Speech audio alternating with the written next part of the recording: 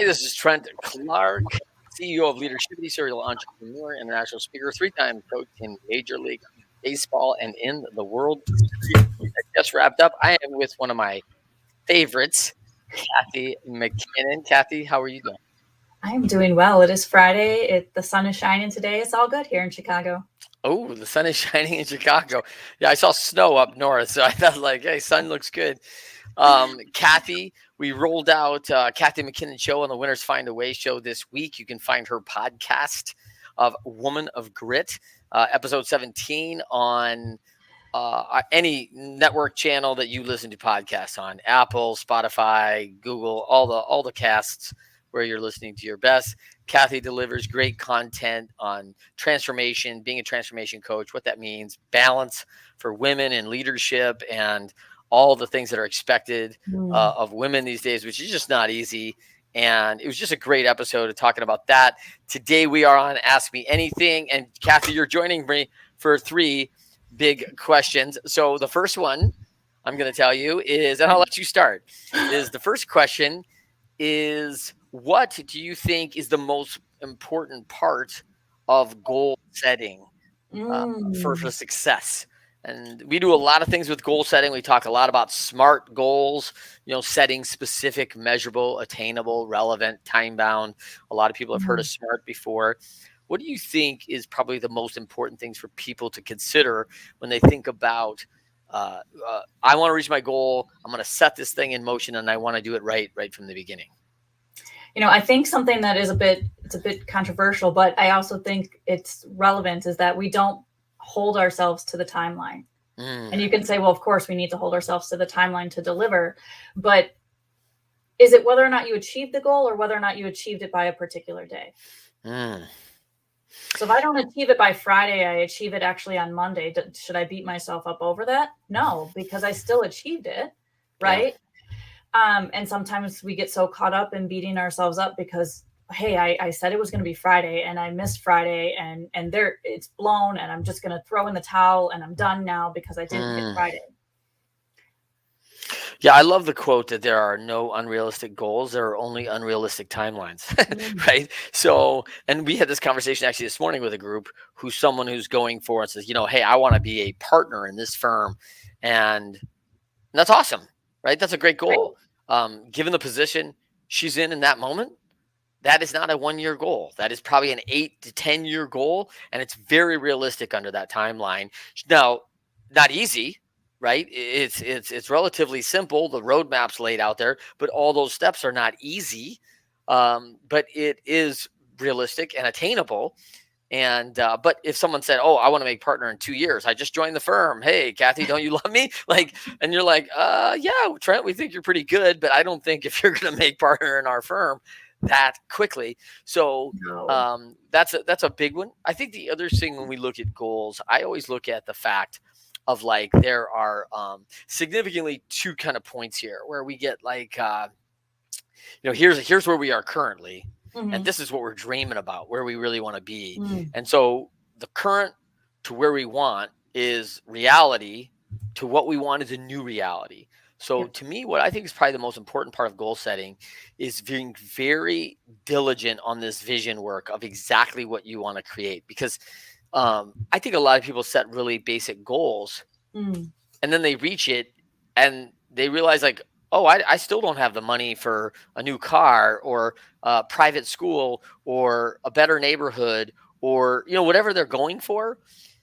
They didn't set the right goal because they weren't really clear on what that vision was. What's the picture? Yeah. And I think if they get that picture really right, it's easy for people like Cathy and I as coaches to back into that, go, hey, here's the current.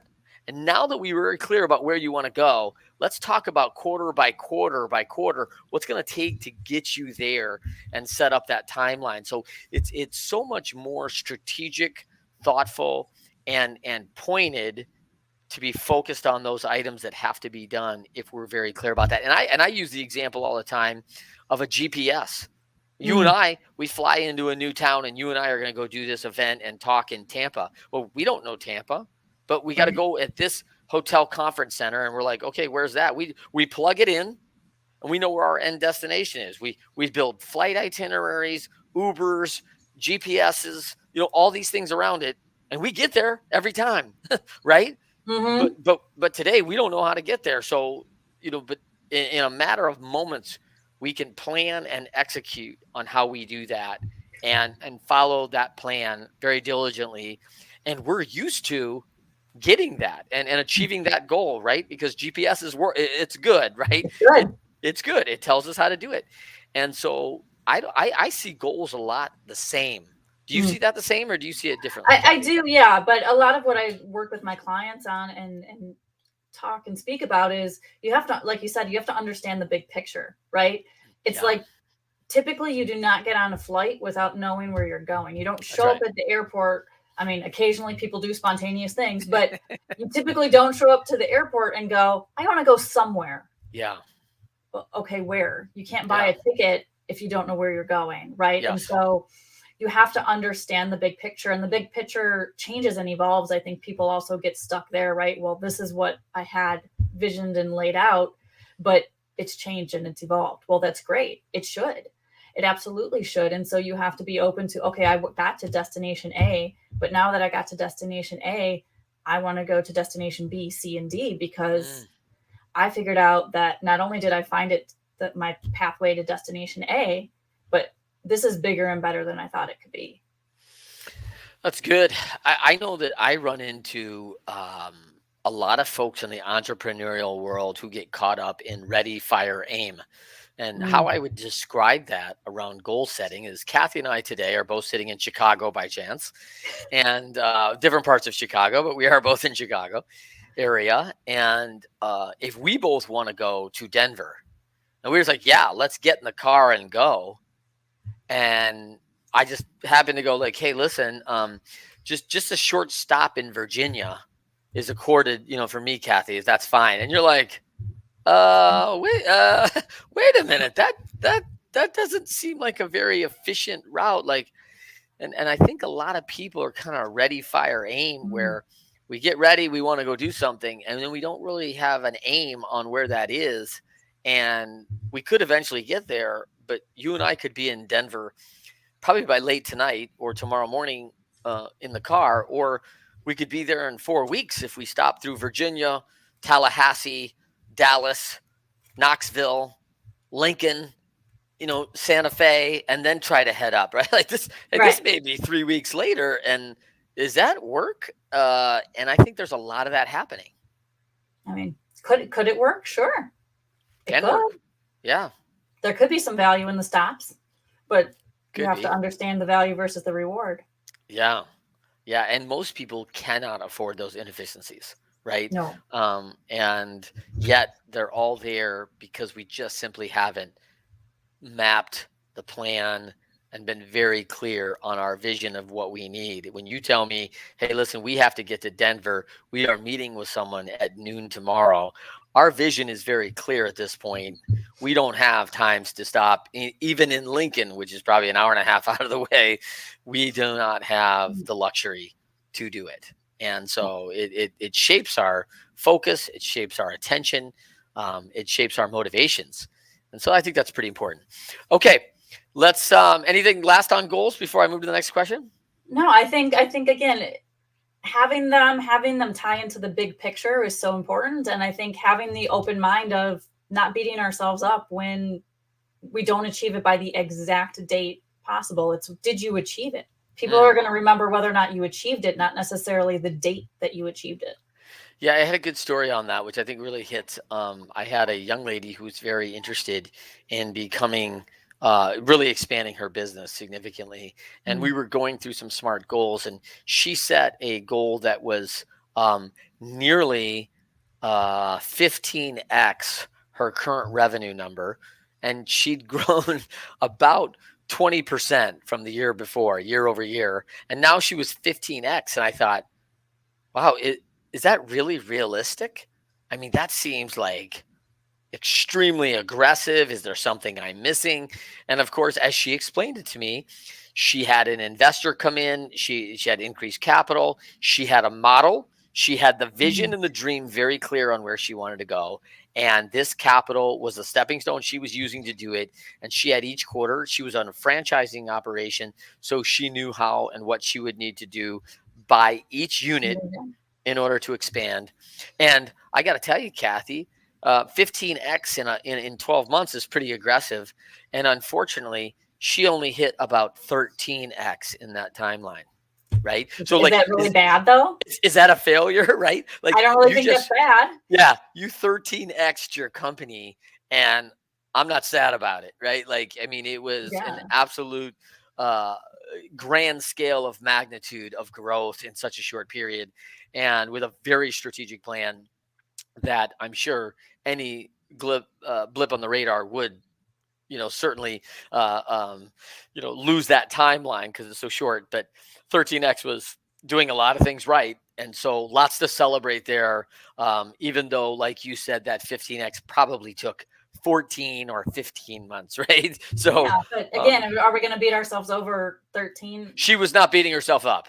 I think she was enjoying her new Tesla in her new mountain home, right up by the ski resort just outside of Salt Lake.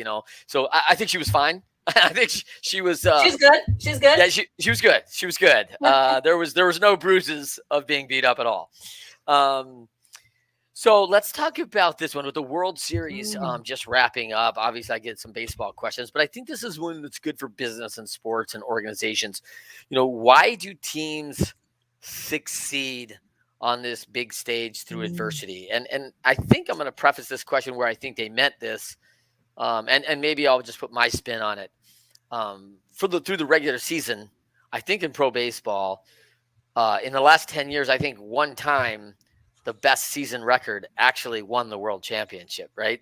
So like 9 times, either the number 2 through number 8 ended up winning the championship when it came down to it in the games that really you needed to succeed and matter. And not that the regular season doesn't matter. You have to get in the playoffs and qualify. Right. But when that big bright light was shining, other teams succeeded and not quote unquote the best one through this last 6 months. So what's your kind of take on that as far as the Atlanta Braves and their championship and any organization that can glean some information off what we've learned from that? I think, again, it comes down to how you perform in the moment, right? Of course, the pathway matters, right? You have to get into the playoffs. You have to be on the bracket board. I mean, if you're not even in the bracket, you're not going to be in the game. You're not in the discussion. Right. But like you say, you could not have the best record all season long, but how you continue to show up, right? You have to continue to show up game after game after game. It's not just, I showed up once, I got in the bracket. No, you have to come with that same level of intensity every single game. And then when you're in that World Series game, everything is on the line. You got to go all in. And I think sometimes either people get burnt out on the runway, right? And they go sprinting out. And then by the time they get to that championship game, they're just like, I've got nothing left. Right. Do you find that? I know you're a hardline racer, right? You've done some pretty big races. do you just look at your hardware there in the background, right? Let's talk about let's talk about some of the really tough mudders and races of the world. Like, can you beat yourself in the first 10 minutes of that race, that when you absolutely need your best, it's not there? Oh, absolutely. I mean, it's the difference between sprinting a 5K and running a marathon. You can't do the same at the same speeds. You really, you won't be able to maintain. Right. And so you have to do a lot of understanding of your own skill sets, understanding of your own motivations. Right. I did not do my Spartan Super in the same speed as I did my Spartan Sprint. Yeah. I didn't. So let's talk about that Spartan Super. I mean, it comes down to the last 500 meters of this race, right? Less than, a little bit over a quarter mile, of course, maybe a mile and a half. So, I mean, what is the difference in a close race that separates that person who comes out on top? it's what you can pull out in the end, right? You know, like Yeah. we joke about like the grit and the resilience, but like, do you have anything left in the gas tank for those last 500 feet yards? Because if you put it all out on the field and you've got nothing left and you can't in your mindset shift to having anything left, because that's what it comes down to at the end of those, right? Like you are physically exhausted. So can you convince your mind with your body and your thoughts to pull out that last bit of energy to go barreling across the finish line? Mm. Well, and I think let's and I would say that's awesome, right? And I would also say let's back into that what it takes to Mm, have that in the last 500, yeah. when you need It's it, not right? Let's easy. talk about the 3 months in advance of that, of the rest I've had, the nutrition I put in my body, The the training. mental, physical, moral conditioning that it Hmm. takes me to be at my peak in that moment, knowing I have what it takes, know I'm prepared for this moment, the health of my Mm, training, doing it right, that I'm not running on a sore or torn calf or something in that effect, right? Like yeah. that's a big factor for us in baseball. Absolutely. Like when 3 World Series, and I would look at back at that and think like health was a big part of that. Like if Of you course. at that level you don't have a couple of your best players due to health, Forget it. they're either not in or they're limited because of their health, you become such an average team so fast because they're critical skill Yeah. positions.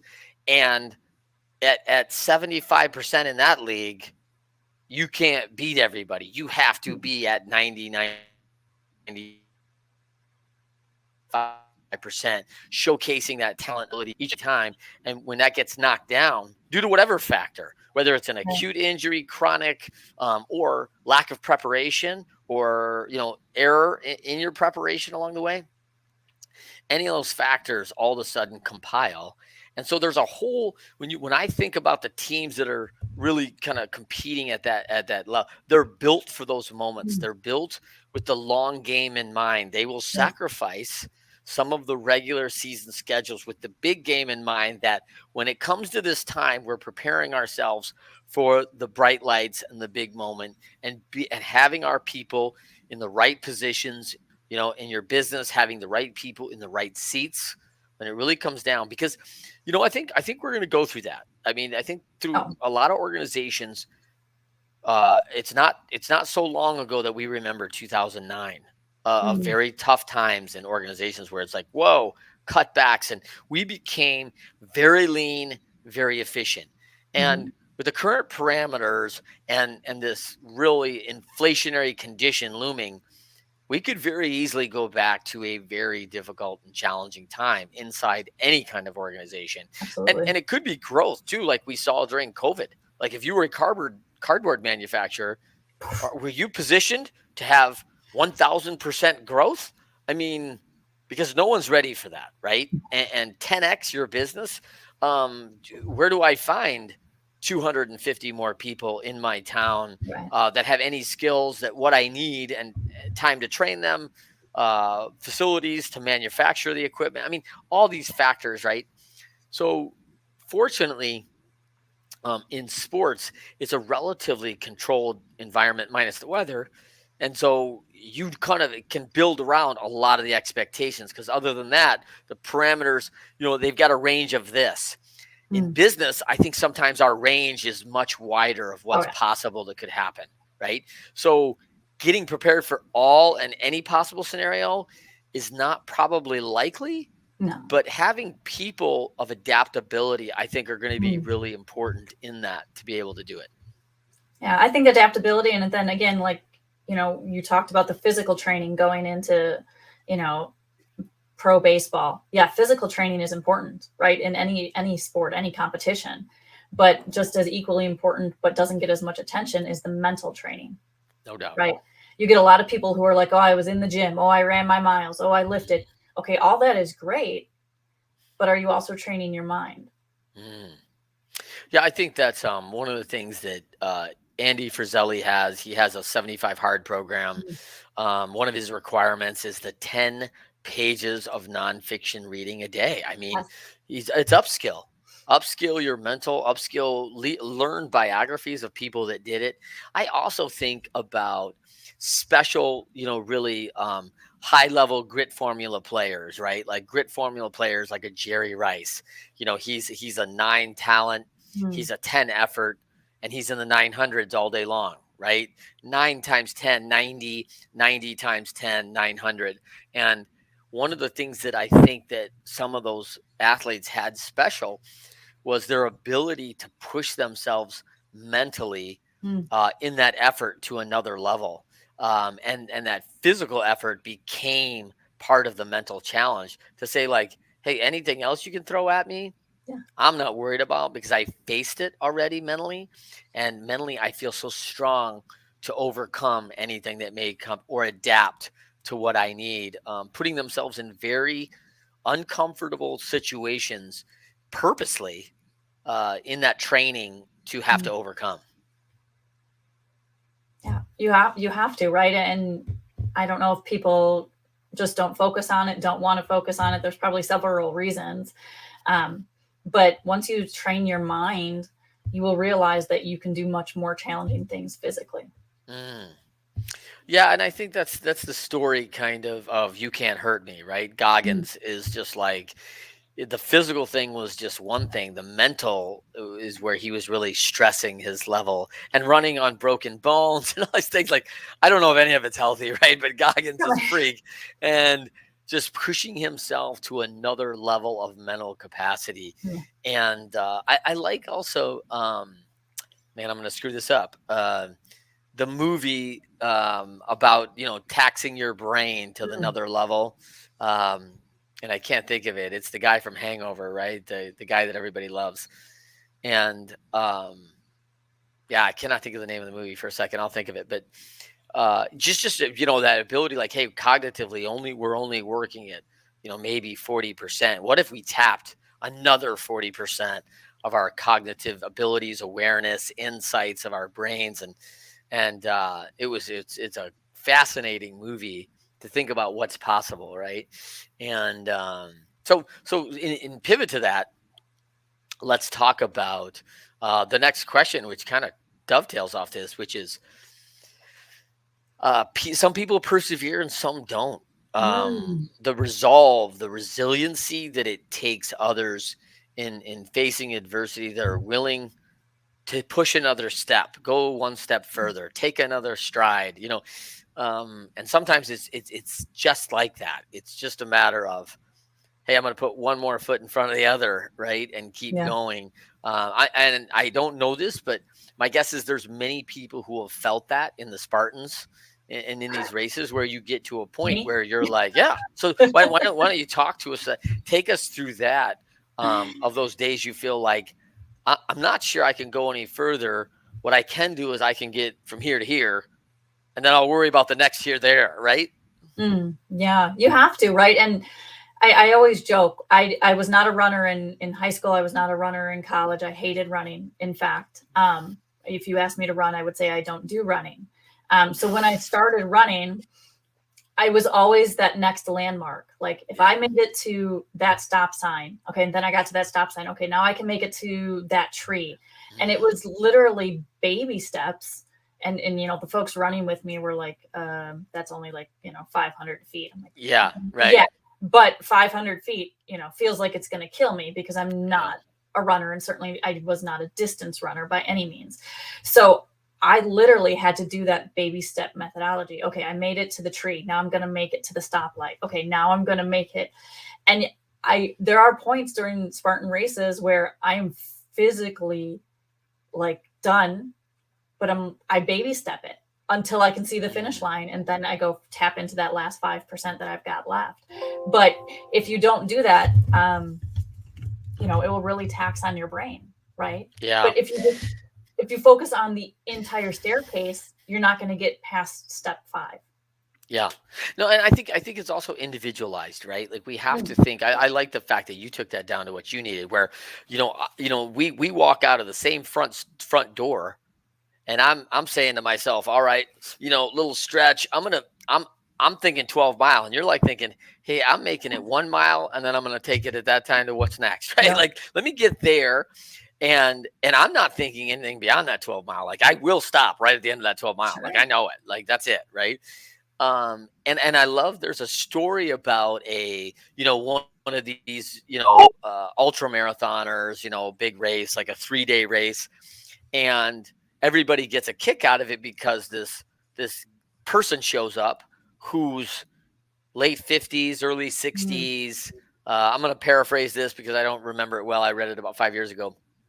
And he's got like work boots on, and he's a sheep herder. And he's Mm. like, yeah, I want to get in the race. And they're like, you got all these people, decked out Right. gear and the water cooler systems. And he's like, okay. And they all, like, okay, you sure? And they're like, yeah. And yeah, I'd like to. And so they do this, and they hit the glass, and everyone takes off. And he's a tall guy, and starts big long strides and starts walking. And they're like, yeah, what's he doing? Like, I don't know. Does he know what he's Like, doing? no Like, shit. and so the whole premise of the race is you go out and you run like 60, 70 miles a day over Mm. 3 days. So the race is like a 250 miler. Yeah. Well, he doesn't realize that. He's a farmer who runs this thing in Australia with like 10,000 acres that he has to go out for months and herd Mm. like animal and sheep and this and that. So he goes out, it's like, hey, I'm just going to walk straight through. I'm not sleeping. And so he wins the race because he goes straight through, right? And everyone else is like, oh, I'm going to go run and then I'm going to sleep for 6, 7 hours. Like, it's like, well, why would you do that? Like, I'm just going, right? And everyone Yeah. goes, wait, what are you doing? He's like, I didn't know you could stop. So like that different perception of like what the resolve and the resiliency takes, like what I'm used to, what my body can manage, and Mm. how I can manage that, I think becomes a really important fair what we prepare ourselves for. But I don't know if I can explain what creates resolve and Mm. resiliency in people, other than I would say the one constant is a number of setbacks that they've had to overcome, Mm. because there's been significant hurdles, mountains put in front of them and said, well, yeah, you can go ahead, but you got to get around this. And they're like, well, that's a pretty big mountain. Like, well, yeah, you can go around it, you can go under it, through it, around it, like take your pick, right? Mm-hmm. And they're like, wow. And then they did it and realized, hey, I went around the mountain. Did I went that. around and I got it done, and I got to my destination and I reached where I wanted to go. And when people have put roadblocks up or anything else in front of me, I found a way to overcome that. I've done it before, and I can do it again. And they have confidence in that Yeah. they have an ability. And I think that's the only thing I could say what people get resolve and resiliency from. I think there is some innate quality, I think, but I don't know that. No, but you have some innate quality, but you don't always tap into it until you get past that first obstacle. Yeah. It's always that first one that really trips people up. But once you get past the first one, you're like, well, if I did that, I can do this. If Yeah. I ran one Spartan race, I can run a second Spartan race. Yeah. But it's always that first obstacle that seems insurmountable because they've just never done it before, right? Right. But once you do it, then the door opens. Then you're like, well, these other things seem simple because I did this big challenging thing. Yeah. But the fear kicks in for that first big challenging thing. Yeah. It's so good because when I think about like people we've had on the Winners Find a Way show who talk about hard things that they've had to overcome or hard things in their life that have been challenging, they look at modern day goals or challenges going, wait a minute, the biggest challenge I have today is I lost my phone. Like one person thinks that as disaster, right? Like that Right. is could never be overcome. The person's like, I'm gonna go to Verizon and get a new one. Like Right. I can't change it. Like I can resolve this in literally 45 minutes. I can't. Stupid for sure, but can't change losing it, like or dropping it in the water or whatever. And they move on very quickly and have a perspective around what is a real challenge and what isn't. Well, that's what it comes down to, right? Perspective. Mm, mm. So let's talk about that. So, would you say that in order for a person to have resolve and resiliency, around hard things, where would their perspective have to Mm, be? mm. I mean, again, right? You can't sweat the small things. If you get so caught up in the small things, you'll never get to the big picture, right? Mm, And so you have to keep going, understanding that the purpose is bigger. yeah. Like, what are you truly trying to achieve? And yes, stuff will happen, life will happen. You'll break the phone, you'll get the crazy phone call, whatever, stuff will happen. But how do you move through that, understanding that the picture is bigger, the purpose is bigger, the impact is bigger, and that's really what you're trying to achieve. A lot of these things along the way are just tests to see if you're ready to take on that next level. Yeah. Well, and I think we go back historically, right? I think in our country, I would think of like a guy like Thomas Edison, right? Is a guy who just overcame and Mm, overcame and like had this mental framework that failure wasn't an option. It just, when you talk about him talking about the light bulb, like, hey, I figured out umpteen thousand ways of how not to do it, right? Like his perspective was very different than this is hard.